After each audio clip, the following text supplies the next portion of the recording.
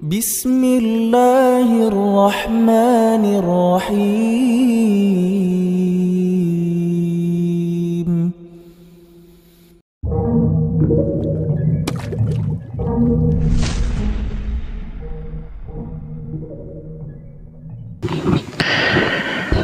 Bismillahirrahmanirrahim. Assalamualaikum warahmatullahi wabarakatuh. Innal hamdalillah nahmaduhu wa nasta'inuhu wa nastaghfiruh. Wa na'udzu billahi min sururi anfusina wa min sayyiati a'malina. Man yahdihillahu fala mudilla lahu wa may yudlil fala hadiyalah. Wa asyhadu an la ilaha illallah wahdahu la syarika lah, lahul mulku wa lahul hamdu wa huwa ala kulli syai'in qadir. Wa nashhadu anna Muhammadan abduhu wa rasuluhu wa habibuhu wa khaliluhu, salawatu rabbi wa salamuhu alaihi wa ala alihi wa ashabihi wa man ihtada bihudahu ila yaumiddin. Yauma la yanfa'u malun wala banun illa man atallaha biqalbin salim. Masyarul muslimin wal muslimat jemaah yang semoga dirahmati oleh Allah tabaraka wa taala. Segala puja dan puji syukur senantiasa kita ucapkan kepada Allah Rabbul Alamin. Kita memuja dan memujinya atas limpahan berkah yang diberikan oleh Allah tabaraka wa taala kepada kita jemaah. Kemudian selawat beriring salam kita ucapkan kepada Nabi kita Muhammad bin Abdullah sallallahu alaihi wasallam. Allahumma salli wa sallim wa zid wa barik wa anim ala sayyidina wa maulana Muhammad bin Abdullah sallallahu alaihi wasallam. Jemaah yang semoga dirahmati oleh Allah tabaraka wa taala. Kita beribadah hanya untuk Allah tabaraka wa taala.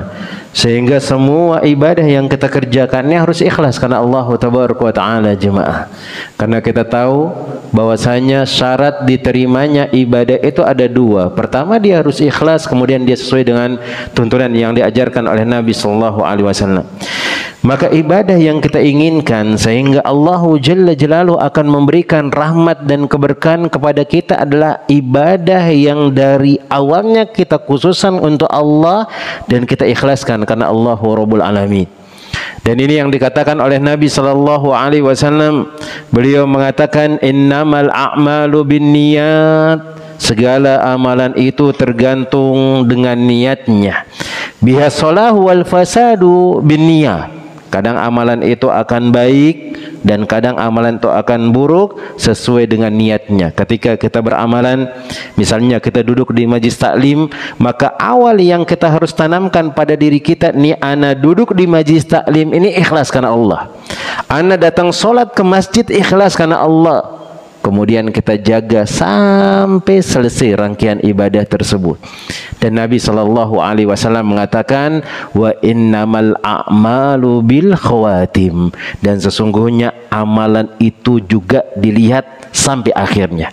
Karena kalau ada orang yang beramalan mulai dari awal dia ikhlas karena Allah, dia solat bertakbir karena Allah Rabbul Alamin, kemudian di pertengahan solatnya sudah mulai berubah, ada calon mertuanya di belakang misalnya, atau ada manajernya misalnya di belakang, dia perbagus sholatnya, ternyata bukan karena Allah.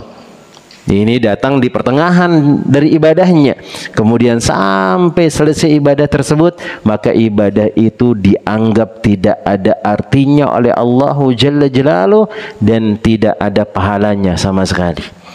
Kemudian setelah kita mengawali niat kita untuk Allah, mengerjakan ibadah hanya untuk Allah, kemudian kita jaga sampai selesai ibadah tersebut, apakah sudah cukup?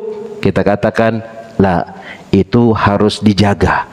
Jangan sampai amalan ibadah solat yang kemarin, amalan ibadah puasa yang kemarin itu dihapuskan oleh Allah Rabbul Alamin.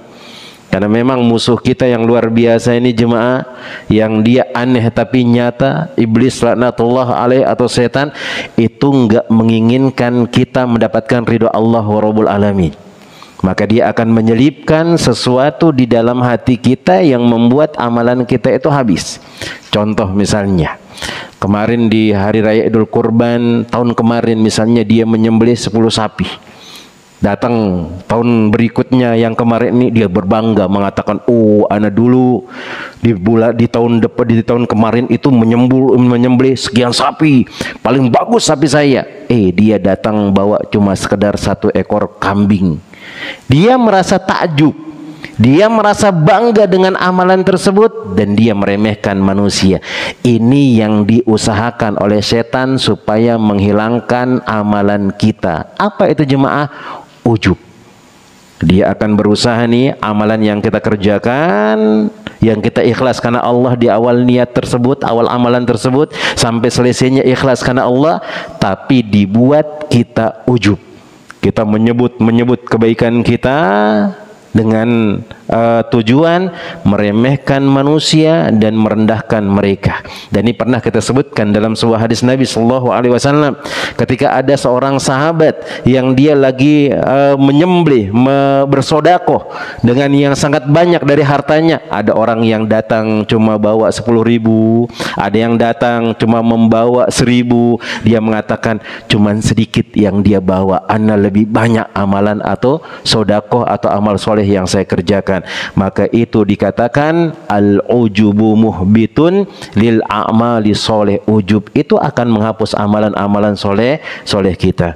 Maka kita harus jaga amalan tersebut, sehingga ketika kita berjumpa kepada Allah Rabbul Alamin, tidak ada lain kecuali amalan yang utuh, yang dikembangkan oleh Allah Tabaraka wa Ta'ala pahalanya, yang mana kita akan berbangga di depan Allah.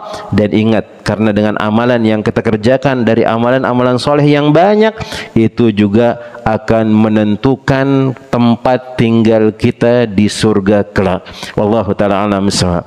Maka jemaah yang semoga dirahmati oleh Allah Tabaraka wa Ta'ala, pada kesempatan malam hari yang berbarokah ini juga kita mulai nih amalan kita duduk di majlis taklim karena Allah Rabbul Alamin, kemudian mempelajari agama Allah juga karena Allah Rabbul Alamin, bukan karena orang lain, bukan ingin disanjung oleh orang lain atau yang lainnya. Mungkin sedikit juga nasihat bagi anak, kadang-kadang kita nih kalau datang ke pengajian itu supaya dilihat sama ustadz. Seperti itu jemaah. Antum kalau enggak hadir di pengajian, kemudian dilihat sama ustadz, ditanya enggak ada, merasa enggak enakan antum. Hati-hati dengan hal tersebut. Itu bisa jadi ternyata kita datang ke masjid atau ke majlis taklim cuma hanya sekedar supaya dilihat sama ustadz tersebut, dan akan membuat amalan kita tidak akan menjadi benar dan yang lainnya. Maka jemaah yang semoga dirahmati oleh Allah Tabaraka wa Ta'ala, kita lanjutkan pelajaran dan kajian kita membahas sebuah kitab yang dituliskan oleh Al-Imam An-Nawawi Asy-Syafi'i rahimahullahu ta'ala dalam kitabnya Riyadhus Shalihin, dan kita masih di bab yang ke-10, babun fil mujahadah, bab tentang bersungguh-sungguh melakukan amalan-amalan soleh. Maka beliau menyebutkan hadis yang ke-111, dan ini sudah kita baca separuh dari hadis tersebut.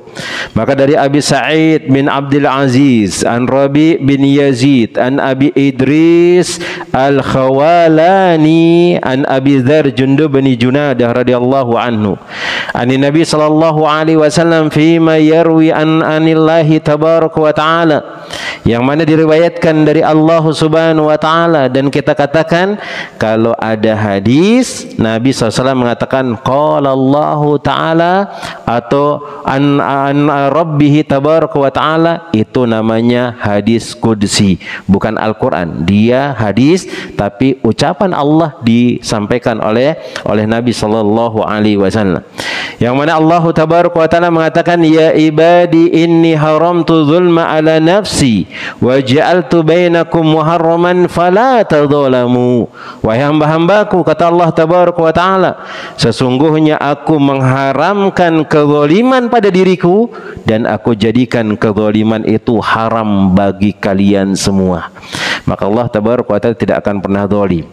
Terkadang akal kita yang nggak nyampe kepada hal tersebut, karena sering kita dapat kabar di YouTube atau di mana nih, karena memang kadang-kadang orang itu membuat status untuk membuat kita ragu sama Allah Rabbul Alamin. Apa? Contohnya kayak di Palestina, sudah Gaza digempur, kemudian sekarang di tempat yang mana dihancurkan oleh orang-orang Israel.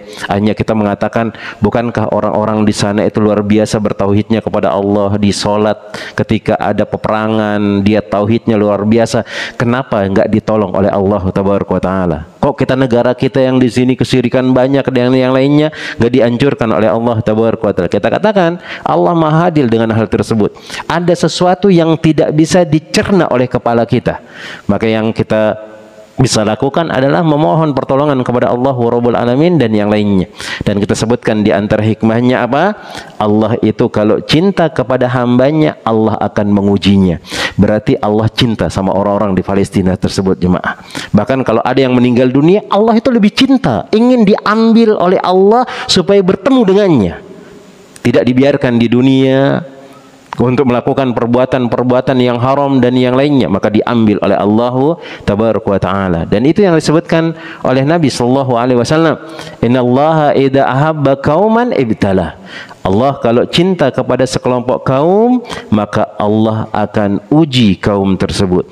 Kemudian Allah Jalla Jalaluhu mengatakan, ya ibadi kullukum dalun illa man hadaituhu fastahduni ahdikum. Wahai hamba-hambaku, sesungguhnya kalian telah tersesat, maka mintalah petunjuk kepadaku, kata Allah Rabbul Alamin.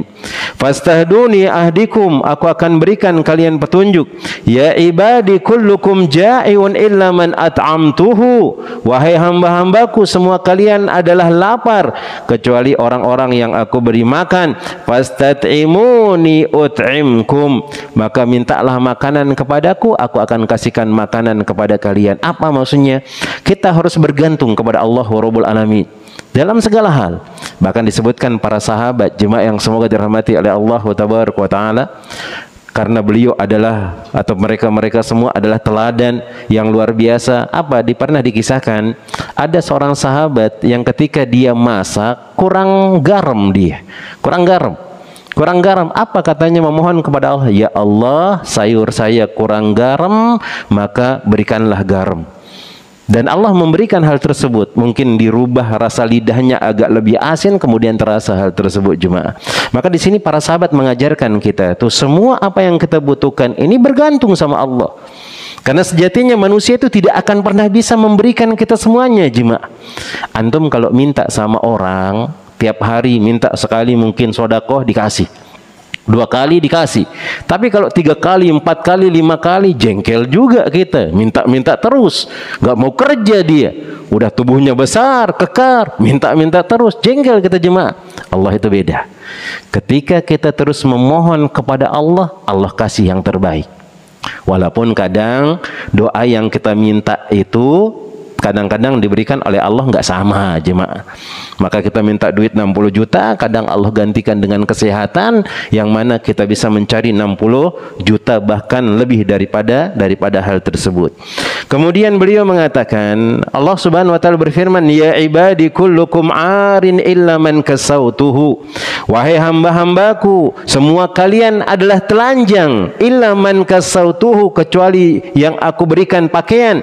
Fastaksuni aksukum, maka mintalah pakaian kepadaku, aku akan berikan kepada kalian.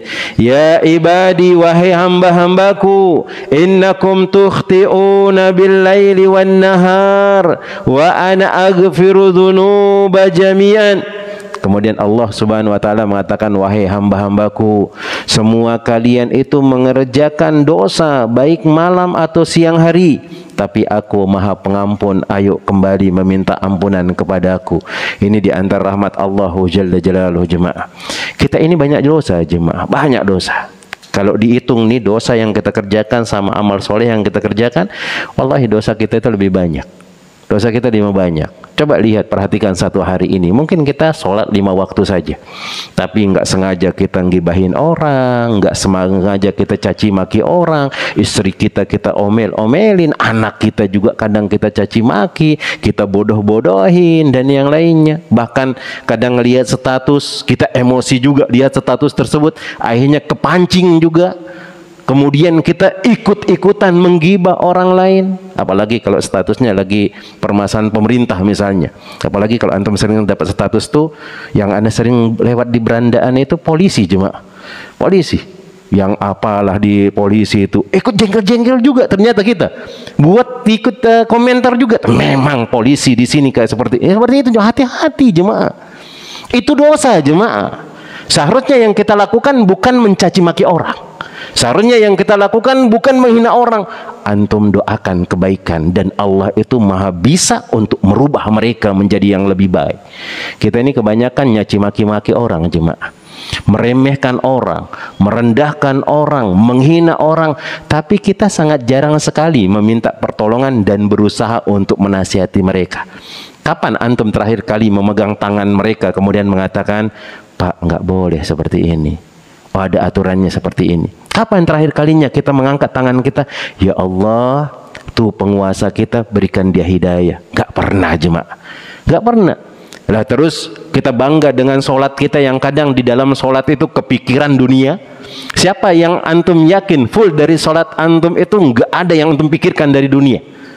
Ada aja jemaah. Kita pun ada aja, pasti ada. Walaupun kita akan berusaha melawannya. Kadang kita mikirin tadi duit yang 50 ana taruh di mana? Di sholat. Akhirnya ketahuan, oh di sepatu ini. Nanti sepatu dicuci sama istri ini. Udah duit terakhir lagi nih.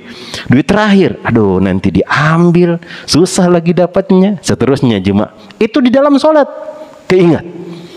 Macam keingat jemaah. Tadi antum pakai sepeda motor lewat apa, ngelihat ada anak kecil misalnya atau pengemis di sana, di sholat kepikiran, gimana kabarnya pengemis yang tadi anda lewat tuh, atau ada orang yang tabrakan misalnya, dalam sholat antum ingat hal tersebut. Itu ibadah-ibadah kita kurang kehusuan kepada Allah Rabbul Alamin. Kemudian kita merasa bangga dengan hal tersebut. Kemudian kita tidak mau kembali kepada Allah Rabbul Alamin. Lihat Nabi SAW, dan ini sering kita sebutkan, beliau diampuni dosanya yang telah lalu dan akan datang. Berapa kali beliau beristighfar tiap hari jemaah? 100 kali. Berapa kali lagi dalam sebuah riwayat? 70 kali. Sekarang pertanyaannya, kita yang tidak pernah dijamin masuk surga oleh Allah, kita tidak pernah dijamin diampuni dosa kita yang telah lalu dan yang akan datang oleh Allah, berapa kali kita istighfar? Sekali sholat 3 kali. Berarti kalau 5 kali sholat 15 kali. Cuma 15 jemaah. Itu pun dosa kita banyak sekali jemaah. Dan kadang-kadang istighfar kita cuma lewat saja sambil senyum. Astagfirullah, astagfirullah. Sambil bercanda jemaah. Kita tidak merenungkan hal tersebut. Tapi lihat Allahu Rabbul Alamin, beliau mengatakan, Allahu Jalla Jalalu, innakum tukhti'una bil-laili wan-nahar wa ana aghfiru dzunuba jami'a. Engkau melakukan dosa wahai hamba-hambaku, maka aku buka pintu taubat bagi kalian. Ayo kembali kepada Allah Tabaraka wa Ta'ala, supaya kalian tidak menyesal, supaya kalian tidak sengsara dan yang lainnya. Kemudian Allah Tabaraka wa Ta'ala mengatakan, fastaghfiruni aghfir lakum, maka minta ampunlah kepadaku, sesungguhnya aku akan mengampuni kalian. Dosa apapun itu jemaah pasti diampuni oleh Allah Tabaraka wa Ta'ala, walaupun itu adalah dosa syirik, yang mana Allah Tabaraka wa Ta'ala mengatakan tidak mengampuni dosa syirik. Kalau dia sempat bertobat, maka diampuni oleh Allah Tabaraka wa Ta'ala. Tapi antum jangan ngeremehkan, oh kan saya masih hidup, syirik aja dulu, ngelakuin dosa aja dulu, nggak tahu kapan kita meninggal dunia. Karena dikhawatirkan lagi mengerjakan kita kesyirikan tersebut mati jemaah, nggak sempat kita untuk berdoa. Atau mungkin udah nyawa di kerongkongan, kemudian bertobat, sudah ditutup pintu taubat. Dan ini terjadi kepada Fir'aun. Dan Fir'aun itu di akhir hayatnya sempat beriman kepada Allah Tabaraka wa Ta'ala, tetapi nggak dianggap, sudah mau mati dia jemaah, mau ditenggelamkan, sudah bentar lagi mati dia. Apa katanya? Amantu bi rabbil ladzi amanu banu Israil. Aku beriman kepada Allah yang mana Bani Israel itu beriman kepadanya. Siapa? Allahu Rabbul Alamin. Tapi Allah nggak selamatkan dia. Allah azab dia. Bahkan disebutkan dalam hadis Nabi sallallahu alaihi wasallam dan disebutkan oleh Allah tabaraka wa taala, dia di kuburannya itu diazab, diperlihatkan dia neraka guduwa wa asya, di pagi hari sama sore hari. Untuk azab kuburnya dia, jemaah. Fir'aun. Maka kita berhati-hati, jangan merasa aman dengan hal tersebut. Segera kembali kepada Allah dan Allah pasti akan mengampuni dosa-dosa kita, jemaah. Dan kita kembali kepada Allah Rabbul Alamin. Kita ini banyak dosa kita, jemaah. Banyak sekali dosa kita. Maka kita memohon kepada Allah, ya Allah, aku atau dosaku terlalu banyak, ya Allah, ampunilah dosaku, ya Allah. Kemudian, ya ibadi innakum lan tablughu durri fatadurruni wa lam tablughu naf'i fatanfa'uni. Apa kata Allah tabaraka wa taala? Sungguhnya kalian enggak bisa memudaratkan aku. Enggak bisa kita memudaratkan Allah. Antum kafir, Allah enggak rugi. Antum beriman, Allah juga enggak rugi. Karena keimanan yang kita lakukan ini akan kembali kepada kita. Antum sholat, Allah enggak rugi. Antum enggak sholat, Allah enggak rugi. Karena sejatinya yang rugi itu adalah kita. Akan kembali amalan tersebut kepada kita. Karena kita mengharapkan ridha Allah tabaraka wa ta'ala. Seperti itu, jemaah. Kemudian kalau kalian ingin memberikan aku manfaat, maka enggak ada yang bisa memberikan aku manfaat. Enggak ada. Enggak ada yang bisa memberikan aku manfaat. Ya ibadi, law anna awwalakum wa akhirakum wa insakum wa jinnakum kanu ala atqa qalbi rajulin wahidin minkum ma zada dzalika fi mulki syai'an. Itu seandainya dari awal penciptaan manusia, dari Nabi Adam alaihissalam sampai akhir manusia di hari kiamat, dia berkumpul dan semuanya orang yang paling bertakwa kepada Allah Rabbul Alamin, kumpul semuanya, maka itu tidak menambah kekuasaan Allah.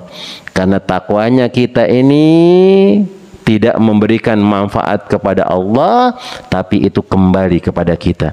Maka kita melakukan amal soleh itu bukan Allah yang akan mendapatkan untung, enggak, jemaah, tapi kita yang akan mendapatkan untung. Maka dekatkan diri kepada Allah dengan amalan-amalan soleh dan jauhkan diri kita dari semua yang membahayakan amalan kita dan yang mendatangkan murka dari Allah Rabbul Alamin. Kemudian Allah tabaraka wa ta'ala mengatakan, ya ibadi law anna awwalakum wa akhirakum wa insakum wa jinnakum kanu ala afjari qalbi rajulin wahidin minkum ma naqasa dzalika min mulki syai'a. Tuh seandainya dari awal penciptaan sampai akhir penciptaan semuanya buruk, kata Allah tabaraka wa ta'ala, itu enggak akan membuat kekuasaanku ini kurang, kata Allah tabaraka wa ta'ala. Dan ini faedah yang kita bisa ambil, Allah itu enggak butuh sama kita, ya jemaah. Allah itu enggak butuh, tapi kita yang butuh sama Allah Rabbul Alamin. Begitu juga disebutkan oleh para ulama, ketika antum mengerjakan kebaikan, jangan antum menganggap orang itu butuh sama antum. Lah, kayak seperti ana misalnya, kajian. Ana itu sebenarnya jangan sampai kita menganggap antum semua itu butuh sama ana, enggak. Seharusnya ana yang mengatakan, ana ini butuh untuk menyampaikan kebaikan, karena dengan menyampaikan kebaikan, ana yang dapat pahala. Karena kalau ada di antara antum mengerjakan amalan yang ana sampaikan, ana yang dapat pahala. Seperti itu. Dan ini diantara cara untuk membuat diri kita jangan sampai terjadi ujub. Karena kadang-kadang kita kalau lebih pintar dari orang itu ujub kita. Dia baru kemarin sore. Dia nggak sama dengan ustadz-ustadz yang lain. Dia seperti ini, seperti ini. Lah, jemaah. Yang membutuhkan kebaikan itu adalah kita. Jangan sampai kita menganggap orang itu butuh sama kita. Atau misalnya antum jadi DKM masjid, mengatakan, oh orang-orang butuh sama ana DKM masjid. Lah, sebenarnya antum yang butuh jadi DKM masjid, mengerjakan kebaikan, Allah ngasih antum pahala. Seperti itu. Semua kebaikan seperti itu. Maka antum tanamkan dalam diri antum, ana mengerjakan kebaikan ini karena ana butuh. Bukan orang butuh sama ana yang butuh kebaikan tersebut. Karena ingin mengharapkan pahala dari Allah Rabbul Alamin, maka nggak akan pernah meremehkan orang lain. Dan setan itu akan merasa kesusahan untuk menggoda-goda kita jemaah. Amalan kita menjadi aman. Amalan kita menjadi baik.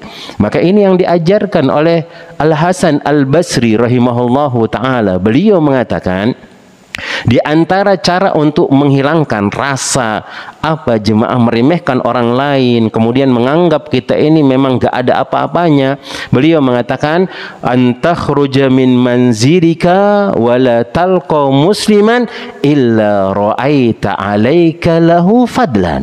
Engkau keluar dari rumah, setiap kali bertemu dengan seorang muslim, maka engkau mendapati mereka itu memiliki kelebihan daripada engkau. Seperti itu. Kita nggak akan pernah meremehkan orang lain. Ketemu dengan orang yang sudah tua, kita katakan pada diri kita, dia lebih dahulu mengenal Allah daripada saya. Umurnya sudah 60 tahun. Umur kita baru 40 tahun misalnya. Dia 20 tahun lebih cepat mengenal Allah Rabbul Alamin. Maka apa yang kita banggakan? Nggak ada. Ketika bertemu dengan orang yang lebih kecil daripada kita, kita katakan, kita ini lebih dahuluan lahir daripada dia. Dan kita ini lebih dahuluan mengenal maksiat daripada dia. Umur kita misalnya udah 40 tahun. Yang di bawah kita 30 tahun. Kita ini sudah 10 tahun lebih dulu melakukan perbuatan maksiat daripada dia. Maka nggak akan pernah kita meremehkan orang lain dan yang lainnya. Kemudian yang lanjutnya. Kemudian kita lanjutkan. Allah Subhanahu wa ta'ala mengatakan, seandainya kalau kalian berkumpul di satu tempat dari awal penciptaan sampai akhir, semua kalian fajir. Semua kalian buruk semua. Maka itu tidak akan mengurangi kekuasaan Allah Tabaraka wa Ta'ala. Kemudian beliau mengatakan di sini,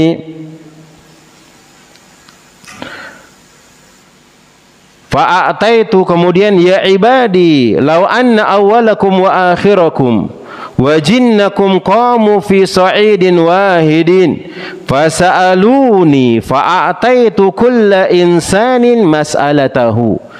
Allah Subhanahu wa ta'ala mengatakan, wahai hamba-hambaku, seandainya kalian yang dari awal penciptaan sampai akhir penciptaan, kalian berkumpul di suatu tempat, kemudian kalian meminta apapun yang kalian minta kepadaku, maka itu tidak akan mengurangi kekuasaanku dan aku akan kasihkan kepada kalian semua. Dan di sini di antara dalil bahwasanya apapun yang kita minta kepada Allah Tabaraka wa Ta'ala, Allah pasti akan kasih. Maka jangan ragu dengan hal tersebut. Maka di antara yang membuat kita tenang itu jemaah, mengembalikan segala urusan itu kepada Allah Rabbul Alamin. Kemudian kita harus ada rasa keyakinan, kemudian ketawakalan dan tawakal, kemudian ketakwaan kepada Allah Rabbul Alamin. Maka hidup kita akan menjadi tenang. Maka disebutkan oleh para ulama, di antara hal-hal yang bisa membuat hidup itu menjadi tenang adalah yakin kepada Allah. Apapun yang ditakdirkan itu adalah terbaik oleh Allah. Kemudian kerjakan amalan soleh. Mana qasa dzalika mimma indi illa kama yanqusu al-makhitu idza udkhilal bahr. Maka tidak akan berkurang kekuasaanku, kata Allah Tabaraka wa Ta'ala, kecuali hanya sekedar ketika engkau memasukkan jarum di lautan, kemudian engkau angkat, itu saja yang kurang, enggak ada apa-apanya. Enggak ada apa-apanya. Ya ibadi innama hiya a'malukum usiha lakum summa uwafikum iyyaha faman wajada khairan falyahmadillah wa man wajada ghairu dzalika fala yalumanna illa nafsa. Wahai hamba-hambaku, sungguhnya itu adalah amalan yang kalian kerjakan, kemudian kalian tunaikan hal tersebut. Kemudian barang siapa yang mendapatkan kebaikan, maka hendaknya dia bersyukur kepada Allah. Tetapi barang siapa yang dia mendapatkan sesuatu yang selainnya, maka janganlah dia pernah mencela kecuali dirinya sendiri. Maka di sini jemaah yang semoga dirahmati oleh Allah Tabaraka wa Ta'ala, Allah mengingatkan kita untuk terus bersyukur. Apapun nikmat yang diberikan oleh Allah itu adalah yang terbaik. Bersyukur. Kalau memang itu ternyata berbeda, engkau diuji dengan sebuah musibah, maka katakan kepada dirimu, bahwasanya itu adalah kesalahanku, bukan kesalahan orang lain.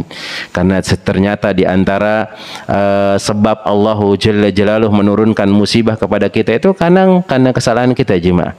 Dan kita lupa dengan kesalahan tersebut. Dan Allah berusaha untuk menghapus dosa-dosa yang kita kerjakan dengan musibah tersebut. Karena di antara hikmah kadang musibah menimpa kita adalah untuk menghapus dosa-dosa kita, jemaah, oleh Allah Tabaraka wa Ta'ala. Maka jemaah yang semoga dirahmati oleh Allah Tabaraka wa Ta'ala, maka di antara faedah yang bisa diambil di sini disebutkan oleh Al-Imam An-Nawawi rahimahullahu ta'ala, bahwasanya yang pertama, menganiaya orang itu dosanya sungguh sangat besar, maka jangan saling menzolimi. Itu adalah keharaman. Bahkan disebutkan oleh Nabi SAW, kalau ada orang yang menzolimi saudaranya, itu bisa jadi akan diminta pertanggungjawabannya di akhirat. Sebagaimana yang pernah kita sebutkan hadis muflis. Hadis muflis itu apa? Hadis orang bangkrut. Dia datang, pahala sholat dia bawa, pahala puasa dia bawa, duduk di majlis taklim dia bawa, tapi dia fasyatama hada wa doroba hada wa akhola mala hada, maka akan didatangkan orang-orang yang pernah kita zolimi, kita pernah caci maki, kemudian dia akan meminta pertanggungjawaban dan pahala kita akan diambil oleh orang tersebut. Kemudian jemaah yang semoga dirahmati oleh Allah Tabaraka wa Ta'ala, maka mintalah pertolongan kepada Allah semua apa yang kita butuhkan, maka Allah Tabaraka wa Ta'ala akan memberikan hal tersebut. Kemudian kembali kepada Allah, beristighfar kepada Allah, perbaiki amalan-amalan soleh kita, kemudian bersungguh-sungguh dalam mengerjakan amalan-amalan soleh, dan meyakini bahwasanya apa yang kita kerjakan dari amal soleh pasti akan dibalas oleh Allah dengan yang setimpal dari kebaikan-kebaikan, sebagaimana Nabi sallallahu alaihi wasallam mengatakan, al jazaul ihsani illa al ihsan, atau disebutkan oleh Allah Tabaraka wa Ta'ala, tidaklah kebaikan itu kecuali akan dibalas oleh Allah Tabaraka wa Ta'ala. Kemudian disebutkan oleh Nabi sallallahu alaihi wasallam, innamal jazaa'u min jinsil amal, sesungguhnya balasan atau kebaikan ketika dilakukan oleh orang pasti akan dia mendapatkan kebaikan tersebut pula. Wallah ta'ala alam shawab. Jemaah, ini yang dapat Anda sampaikan, sisanya kita gunakan untuk tanya jawab 11 menit jemaah, tafadhal. Dan insyaallah kita akan masuk ke bab yang berikutnya, yaitu bab yang ke-12.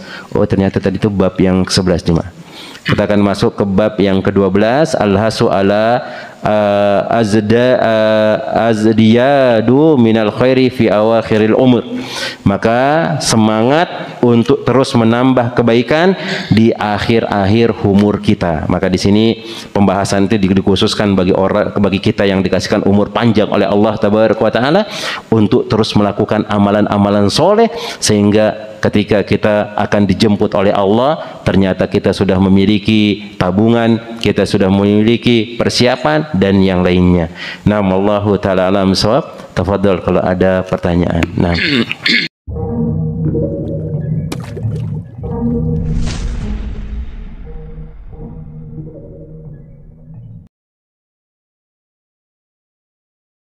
Bismillahirrahmanirrahim.